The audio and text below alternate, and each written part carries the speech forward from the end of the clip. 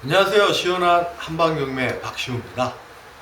요새 제가 올린 자료들에 감사해야 하시는 분들이 좀 많아지는데, 이런 자료들로 무료 강의를 하는 사람은 절대 없죠. 이런 고급 강의는 돈을 많이 내고 학원에 가야 됩니다. 부동산 경매 10년 이상을 해도 모르는 룰과 법을 제가 설명을 하고 있는데, 국내 최고 수준의 교수들도 한참 준비해야 되는 내용을 제가 매일 올립니다. 잠도 못 자가며 준비하고 이런 강의를 하는 건 좀 현실에 정말 제대로 된 기준이 되고 싶습니다.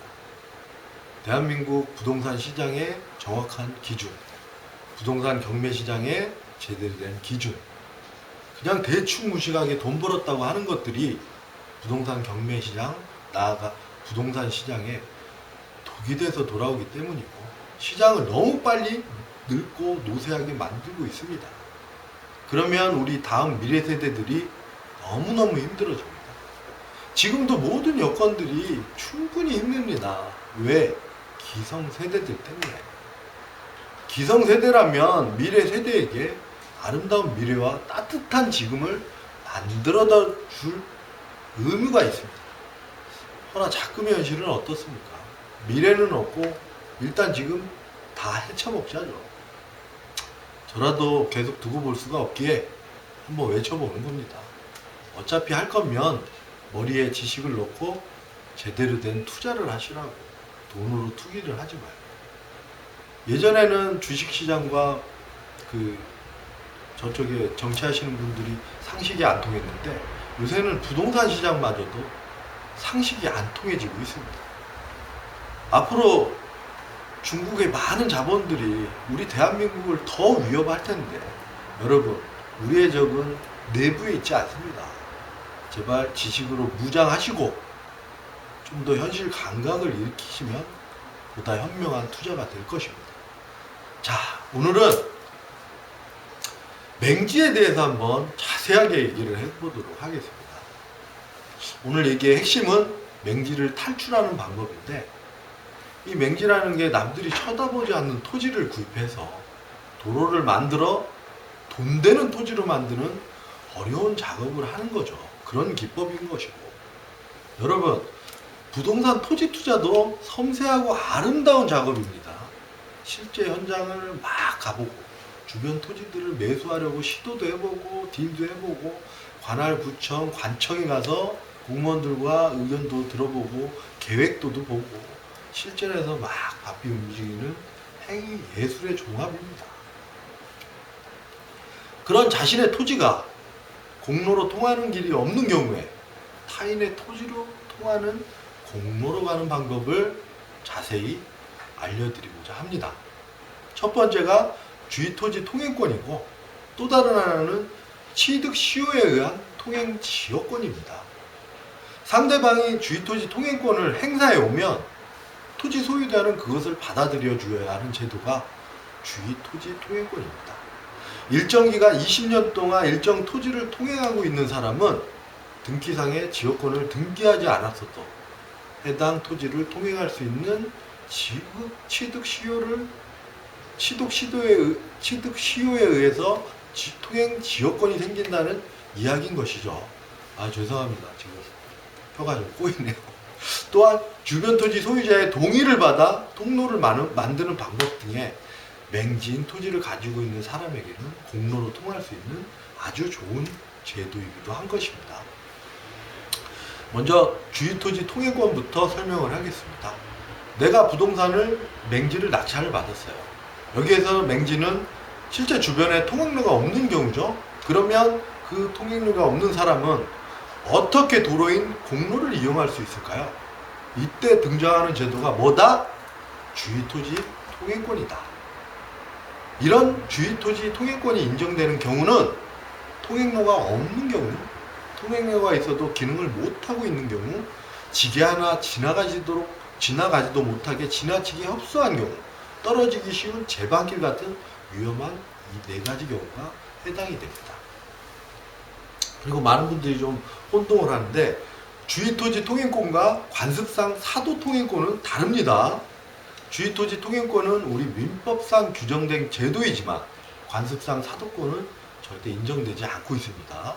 판례 2001 다 64165를 보면 민법 제185조에서 물건은 법률 또는 관습법에 의하여 외에는 임의로 창설하지 못한다고 규정하고 이른바 물건 법정주의를 선언하고 있고 물건법의 강행법 규정은 이를 중액으로 하고 있으므로 법률이 인정하지 않는 새로운 종류의 물건을 창설하는 것을 허용되지 아니한다. 그래서 관습상의 사도통행권 인정은 물법 법정주의에 위배된다고 판시하고 있습니다. 자, 이제 주의토지 통행권을 좀 더 알아보는데 먼저 법적 근거를 들어봐야겠죠. 민법 제219조 주의토지 통행권 조문에 나오는데 어느 토지와 공로 사이에 그 토지 용도에 필요한 통로가 없는 경우에 그 토지 소유자는 주위의 토지를 통행 또는 통로로 하지 아니하면 공로로 출입할 수 없거나 과다한 비용을 요할 때에는 그 주위의 토지를 통행할 수 있고 필요한 경우에는 통로를 개설할 수 있다. 그러나 이로 인한 손해가 가장 적은 장소와 방법을 선택하여야 하며 통행권자는 통행지 소유자의 손해를 보상하여야 한다고 규정하고 있습니다. 그렇다면 인정하는 이유는 뭘까요? 판례 2002다 9202를 보면 민법 제219조 주의 토지 통행권은 공로와의 사이에 그 용도에 필요한 통로가 없는 토지 이용이라는 공익 목적을 위하여 피통행지 소유자의 손해를 무릅쓰고 특별히 인정되는 것이므로 그 통행료의 폭이나 위치 등을 정함에 있어서는 피통행지의 소유자에게 가장 손해가 적은 방법을 고려되어야 할 것이나 최소한 통행권자가 그 소유 토지를 이용하는 데 필요한 범위는 허용되어야 하며 어느 정도를 필요한 범위로 볼 것인가는 사회 통념에 따라 쌍방 토지의 지형적, 위치적 형상 및 이용관계, 부근의 지리상황, 상린지 이용자의 이해득실, 기타 재반 사정을 기초로 판단해야 한다고 판시하고 있습니다. 인정되는 경우를 볼까요? 주의 토지통행권 주장 가능자에 대한 판례인데요. 2007-2767에 나와 있습니다.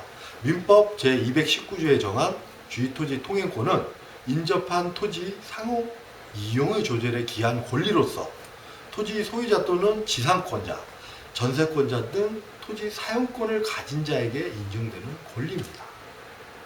다른 도로가 있어도 인정되는 경우는 판례 2002다 53469에 나와 있습니다. 별도의 진입로가 이미 있다고 하더라도 그 진입로가 당행 토지 이용에 부적합하여 실제로 통로로서의 충분한 기능을 하지 못하거나 통로를 개설하는데 과다한 비용을 요하는 때에는 민법 제219조에 의한 주의토지 통행권이 인정될 수 있다고 판시하고 있습니다. 만약에 인정하지 아니하면 어떻게 되나요? 인정 안 하면 소송으로 갑니다. 주의토지 통행권 확인 소송을 제기하시면 됩니다. 만약 법원에서 확인 판결을 받아 사용하다가 다른 부분 도로가 필요하여 통행 지역권 요구 시에는 기존 판결의 기판력과 무관하게 변경할 수 있도록 판례가 판시하고 있습니다. 인정되지 아니하는 경우를 볼까요? 통로가 있는 경우로서 판례는 95다 108895 1095에 나와 있습니다.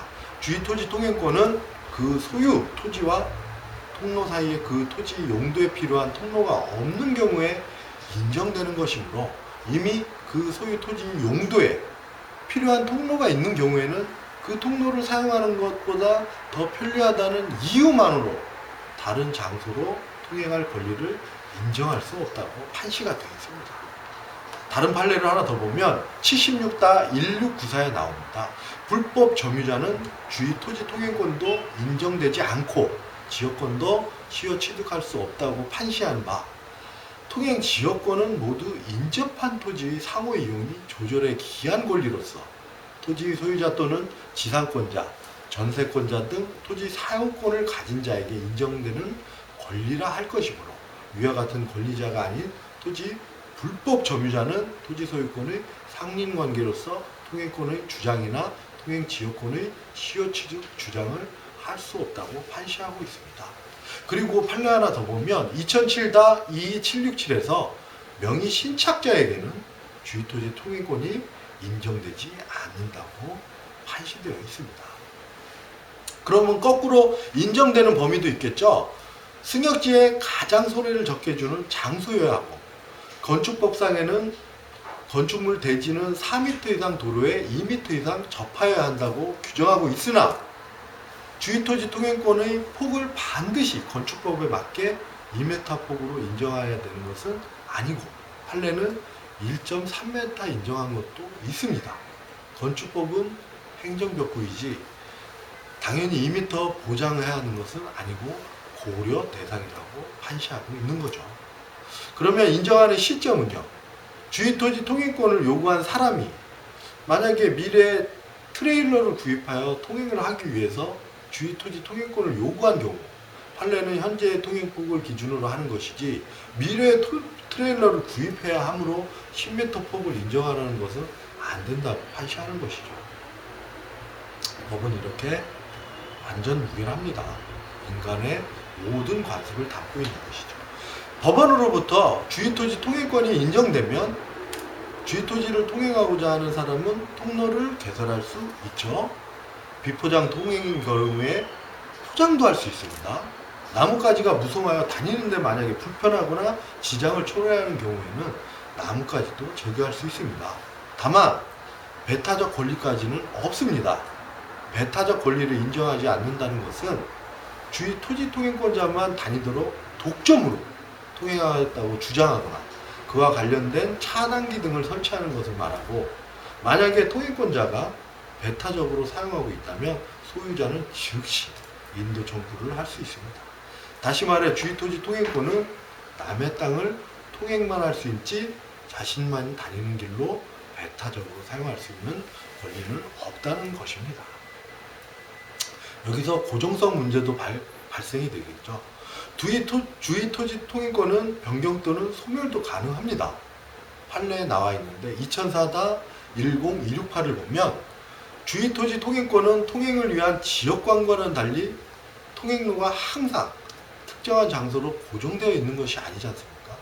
주의토지 현황이나 사용 방법이 달려졌을 때에는 주의토지 통행권자는 주의토지 소유자를 위하여 보다 손해가 적은 다른 장소로 옮겨 통행할 수밖에 없는 경우도 있으므로, 일단 확정 판결이나 화해 조서 등에 의해서 특정의 구체적 구역이 위요건에 맞는 통행로로 인정되었더라도 그 이후 전제가 되는 포위된 토지나 주의토지 등의 현황이나 구체적 이용 상황의 변동이 생긴 경우에는 민법 제219조 입법 취지나 신의 성실의 원칙에 등에 비추어 구체적 상황에 맞게 통행료로 변경할 수 있는 것이고, 그 과정에서 포위된 토지와 주의토지 각 소유자 간에 원만한 합의가 이루어지지 아니하는 경우 일방이 상대에 의해 기존의 확정 판결이나 화해조서, 인정한 통행장소와 다른 곳을 통행로로 삼아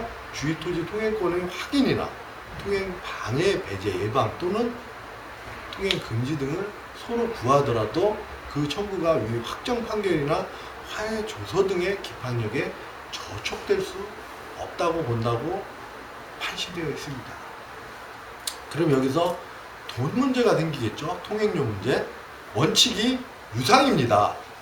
예외가 무상이지만 그 경우는 분할이나 일부 양도한 경우이지, 이것도 당사자로부터 특별 승계받은 자가 다시 원칙으로 돌아가면 유상입니다.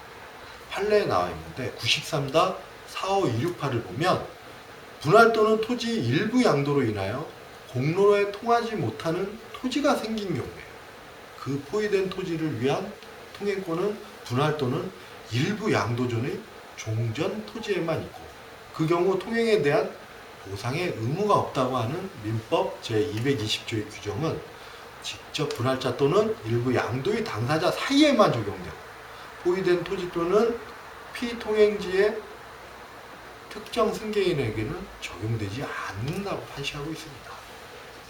다만 보상은 유상이 원칙이라 해도 판례에서는 주위 토지 통행하다가 보상 의무를 지고 있어도 보상하지 않는다는 이유로 통로를 막지 못한다고 되어 있습니다. 지루를 연체했어도 주거가 있고 통로로 이용 중이라면 막지 못한다는 것이죠. 계속 무상으로 사용해 왔다면 새삼스럽게 이제 와서 유료로 사용할 것을 요구하는 것은 시민성실에 위반된다고 판시하고 있는 겁니다. 그럼 어느 정도 보상해야 할까요? 판례 2013-11669에 주위토지 통행권자는 통행지 소유자에게 보상할 소연액은 주위토지 통행권이 인정되는 당시 현실적 이용 상태에 따른 통행지 임료 상당액을 기준으로 해서 구체적인 사안에 따라 사회 통념에 따라 쌍방 토지 소유권 취득 시기와 가격, 통행지에 부과되는 재산세, 본래 용도의 사용 가능성, 통행지를 공동으로 이용하는 사람이 있는지를 비롯해서 통행 횟수, 방법 등의 이용, 태양, 쌍방 토지 지형적, 위치적 형상과 이용 관계, 부근의 환경, 상ring지 이용자의 이해 득실, 기반, 제방 사항을 모두 고려해서 이를 감경할 수 있고, 단지 주위 토지 통행권이 인정되어 통행하고 있다는 사정만으로 통행지를 도로로 평가하여 산정한 임료 상당액이 통행지 소유자의 손해액이 된다고 볼 수 없다고 판시하고 있습니다. 이 법이 이해가 안 가시면 블로그를 한 번 더 참조하십시오. 무상통행의 경우에는 민법 제220조 분할 일부 양도와 주의 통행권을 해서 나와 있는데, 분할로 인해서 공로에 통하지 못하는 토지가 있는 때에는 그 토지 소유자는 공로에 출입하기 위해 다른 분할자의 토지를 통행할 수 있습니다. 이 경우에는 보상료가 없다고 규정되어 있습니다. 판례 91-40399를 보면 토지 소유자가 토지를 매수할 때 통로 부근은 주위 토지 소유자를 위해 무상으로 통행에 제공된 사실을 용인하고 그 상태에서 이를 매수한 것이라고 봄이 상당한 경우라면 통로 주위 대지를 매수한 이래 줄곧 통로 부분을 무상으로 통행해온 주위 대지 소유자에 대해서 단지 통로의 소유자는 이유만으로 통행료를 청구하는 것은 심의 측에 위반되어 허용될 수 없다고 판시되어 있습니다. 자, 마지막으로 소멸 사유를 한번 설명하겠습니다. 판례 2013-11669에 나와 있는데, 통행권은 법정의 요건을 충족하면 당연히 성립하고 그 요건이 없어지면 당연히 소멸합니다. 따라서 포위된 토지가 사정 변경에 의하여 통로에 접하게 되거나 포위된 토지 소유자가 주위의 토지를 취득함으로써 주위 토지 통행권을 인정할 필요성이 없게 된 경우에는 그 통행권은 소멸된다고 판시가 되어 있습니다.